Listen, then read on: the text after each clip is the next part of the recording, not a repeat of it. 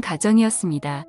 저는 집안의 외동아들로 태어나 나름대로 똘똘하다는 이야기를 많이 들어서 초등학교 때는 학생회장을, 중학교 때는 전교 1등까지 하며 집안의 기대와 사랑을 독차지했습니다. 하지만 그러한 행복도 잠시였을까요? 학원을 마치고 아버지를 만나 집에 돌아오던 도중 술에 취한 운전자가 차를 몰고 저를 향해 돌진하였는데 저는 굳어버리고 말았고, 아버지가 저를 밀쳐내다가 발을 다쳐서 제대로 못 쓰게 되셨습니다. 저희 아버지 취미가 철인 3종 경기였습니다.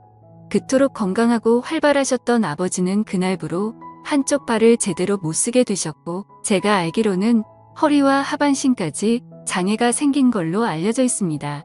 거기다 엎친 데 덮친 격으로 사고를 낸 운전자가 홀로 사는 가난한 사람이다 보니 아버지 사고에 대한 보상금을 전혀 받을 수 없었고, 운전자는 그대로 감옥에 들어갔습니다. 그렇게 집안의 가장이던 아버지가 일을 못하기 시작하자 집은 점점 빚의 수령에 빠져들었고, 아버지는 그런 와중에도 어쩔 수 없이 뭐라도 하겠다며 일을 하러 다니셨습니다. 장애인이 되고 나서 다니던 회사를 그만두고 아버지는 수액을 맞아가면서 일하시던 아버지를 보고 엄마의 히스테리가 점점 심해지더니 결국 엄마도 쪼들려가는 가정 사정 때문에 밖으로 나가 돈을 벌기 시작했습니다. 저도 더 이상 옛날처럼 공부를 위해 학원을 마음 편히 다닐 수가 없게 되어서 집에서 혼자서 공부를 하고 살았었지요. 그때를 생각하면 가장 기억에 남았던 건 화장실이었습니다. 저희가 이사간 새로 들어간 집은 화장실이 없었습니다.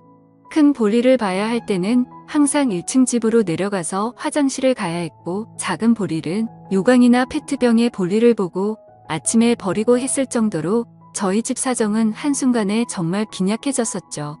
그러던 중 어느 날부터 항상 저녁이 되면 엄마와 아빠가 다투는 소리에 자다가 깨어날 때가 많았습니다.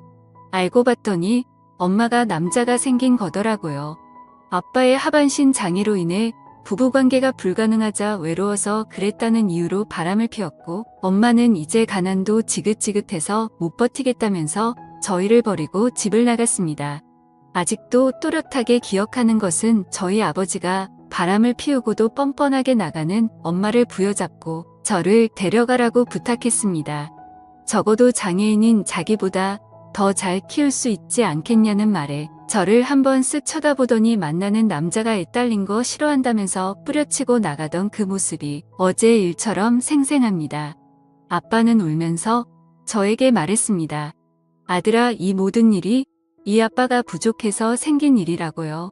저도 정말 너무 힘들었습니다. 아버지 사고 난 날 제가 바보처럼 가만히 서 있지만 않았더라면 이런 일이 애초에 생기지 않았을 텐데 라는 생각이 들었죠. 저 때문에 이 화목했던 가정이 모두 파괴되고 엄마마저 저를 버리게 만든 거라는 자책감에 빠졌었죠. 아버지는 그럼에도 불구하고 자포자기하지 않으시고 항상 저에게 좋은 말만을 하셨습니다. 누군가를 미워할 시간에 자기 자신을 탓하고 그걸로 발전해야 한다고, 남을 탓하고 제자리에 머물러 있으면 절대 사람이 발전할 수 없다던 아버지. 저보다 더 인생이 고달프시고 아버지를 보며 정말 독하게 공부를 했습니다. 학생의 신분이니 공부만큼 할 수 있는 게 없었습니다. 아버지가 어렵게 벌어오신 돈으로 저는 코피를 줄곧 흘리면서 죽을 힘을 다해 공부를 하였고, 쉬고 싶고 놀고 싶을 때마다 항상 아버지와 저를 벌레처럼 쳐다보며 떠나던 엄마의 눈빛을 떠올렸습니다. 그렇게 고등학교에서도 최상위 성적을 유지한 저는 수능 시험에서도 높은 점수를 받아 서울 최상위 대학교에 진학하게 되었습니다. 그때부터라도 아버지께 폐를 끼치고 싶지 않았기에 저는 과외를 하며 제 학비와 생활비를 충당했습니다. 군대는 생계곤란 사유로 면제를 받게 되었고, 그렇게 학교를 남들보다 일찍 졸업하여 기업에 입사하게 되었습니다. 제가 대학을 졸업하고 기업에 입사하던 날 저희 아버지는 이제 자기는 죽어도 여한이 없다며 펑펑 우시던 아버지를 제가 끌어안고는 무슨 말씀하시냐고, 그동안 아버지가 이 아들을 책임지고 이만큼 잘 키워주셨으니 이제 제가 아버지를 책임질 때라고 말씀드렸죠. 그때도 제 스스로 대학을 졸업하고 취직할 때까지 연애는 안 하겠다고 마음먹었던지라 그 결심을 지켰습니다.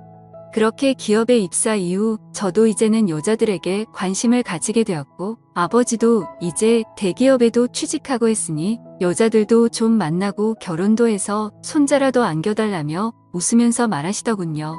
그때부터는 저도 삶의 여유를 가지고 일을 하며 누군가를 만나기 시작했습니다. 정말 공부에 집중할 때도 제가 원하지 않아도 여성들이 다가와 호감을 표현했습니다. 제 입으로 말하기 쑥스럽지만 나름 인기가 있었던 것 같네요. 아무튼 이런 영향 때문인지 취직하고 나서 만났던 여자들은 저를 사랑한다 했지만 제 아버지의 존재를 알게 되면 거리를 두게 되고 그러다 몇 번의 헤어짐으로 이어지게 되자 아버지는 혼자서 자책을 하시며 저에게 자신 혼자 살아가면 된다며 우리 아들 앞길 막을 생각이 없다고 제발 이제 독립하라고 하더군요. 제가 사람인 이상 어떻게 그럴 수가 있겠습니까? 그렇게 시간은 금방 흘러 제 나이가 30이 넘어갈 무렵 나름대로 회사에서 인정도 받고 돈도 모으게 되어서 20평대의 아파트에 들어가게 되었고 생활이 안정이 좀 될 무렵 지금의 아내를 만나게 되었습니다. 아내는 회사 동료의 소개로 만나게 된 여자였습니다. 그저 그런 지방대학 출신인데 집에는 돈이 좀 있는 여자였죠. 저를 처음 만나던 날 캐딜락 차를 몰고 나온 게 아직도 기억이 나네요. 하는 일도 없지만 차는 외제차 비싼 차를 몰 정도로 부를 과시하던 그녀. 첫눈에 제가 자기 이상형이라며 만난 지 일주일 만에 적극적인 그녀의 대시에 사귀게 되었고 한 달째가 되어서는 결혼 이야기를 하더군요. 막 자기한테 장가오라면서 농담과 진담을 섞어서 했습니다. 제가 걸렸던 건 아내의 씀씀이었습니다. 있는 집 외동딸이라 그런지 제 기준에는 돈을 너무 함부로 쓰는 성향이 강했거든요. 그러면서 저에게 더욱 적극적으로 다가오는 그녀에게 저도 넘어가게 되었습니다. 아내 집에 처음으로 인사드리러 간 날 장모가 저를 곱지 않은 눈으로 쳐다보더군요. 자기 집이 어떤 집인데 하면서요. 하지만 아내가 외동딸이라 그런 건지 장인이든 장모든 꼼짝을 못하는 듯입니다. 결국 아내 투정에 마지못해 결혼을 허락하셨고 아내는 바로 저희 아버지 문제를 말하더군요. 남편 아버지께서 거동이 좀 불편하시긴 한데 그렇다고 혼자서 아예 못 움직이시지는 않으셔서 괜찮다고 말이죠. 그때 당시에는 처가에서 별로 신경을 안 쓰시는 건지 별 다른 말이 없으셨고 장인어른은 신혼집도 마련해주고 아버지의 일자리도 마련해드리겠다고 했습니다. 이후 아버지께도 조심스럽게 이야기를 드리니 이제 성인 아들이랑 사는 거 지겨웠다며 제발 나가라고 하시던 아버지. 못내 마음에 걸렸습니다만 아버지께서는 제가 계속해서 고집 부리면 못 찾는 곳으로 잠적하시겠다고 반 협박식의 어조로 말씀하셨습니다. 이렇게 번개불에 콩 볶아먹듯 아내를 만난 지 반년 만에 뭔가에 홀린 듯이 결혼을 하게 되었습니다. 하지만 결혼식장에서부터 불편했습니다. 저희 아버지가 몸이 불편하셔서 있는 걸 장모님이 너무 인상을 쓰시고 가까이 있는 것조차도 꺼려 하시더군요. 제가 울컥하여 한마디를 하려 하자 아버지께서 저한테 별거 아닌 일로 화내지 말라며 저를 말리셨죠. 결국 이 문제로 신혼여행을 가서까지도 아내랑 싸웠네요. 하지만 그와는 별개로 그때부터 제 생활은 많이 편해졌습니다. 아내 명의로 된 아파트와 차를 타고 출퇴근하고 결혼한 지 얼마 되지 않아 아이도 생겼고 아내는 저라면 뭐든지 다 해주려고 했었습니다. 다만 저희 아버지한테 가는 건 싫어했고 저희 아버지께서도 며느리 오는 게 불편하니 쉬는 날 저만 오라고 하시더군요. 아내의 부모님, 즉 장인 부부는 사업을 운영하고 계십니다.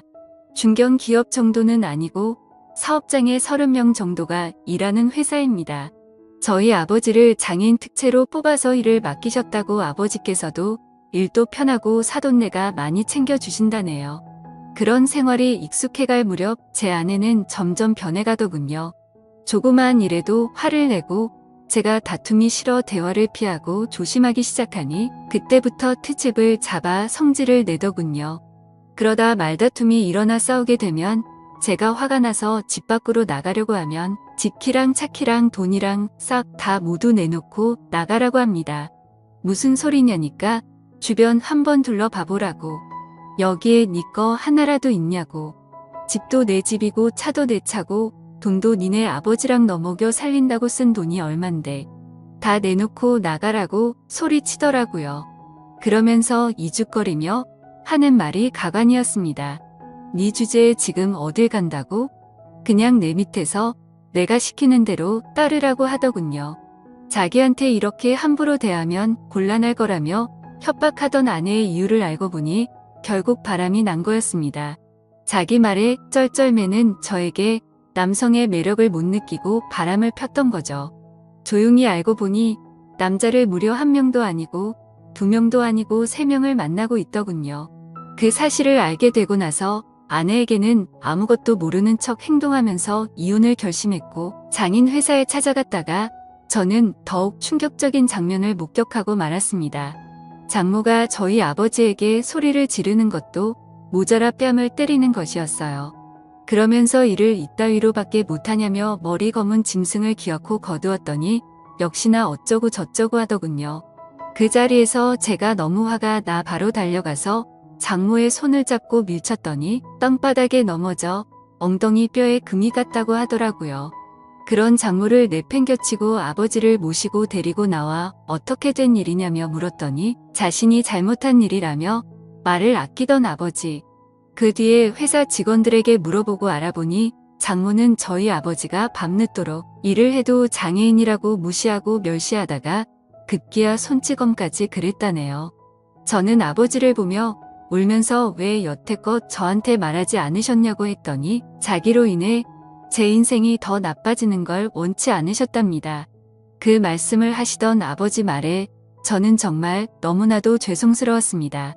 아버지는 혹시나 자신이 이런 일을 당한다고 알리면 제가 장모에게 대들 것 같았고 제 결혼 생활이 파탄이 날까봐 걱정해서 그런 말도 못하고 모든 게 그저 아들한테는 좋다고 하신 거였죠. 저는 그것도 모르고 아버지 생각한다고 참고 그 더러운 아내와의 결혼 생활을 견디고 살았으니 두 부자가 한 집안에 노란한 거였습니다. 결국 분노에 찬 저는 이혼 소송과 아내의 3명의 남자들에게 상간남, 위자료 소송을 청구했고 장모를 장애인 학대죄로 고소했습니다. 그래서 지금은 거액의 합의금과 위자료를 받아 아버지와 둘이서 살게 되었네요. 지금 돌이켜 생각해보면 저희 부자 인생에 있어서 여자랑은 참 운이 지지리도 없나 봅니다. 지금까지 제 사연을 읽어주셔서 감사드립니다.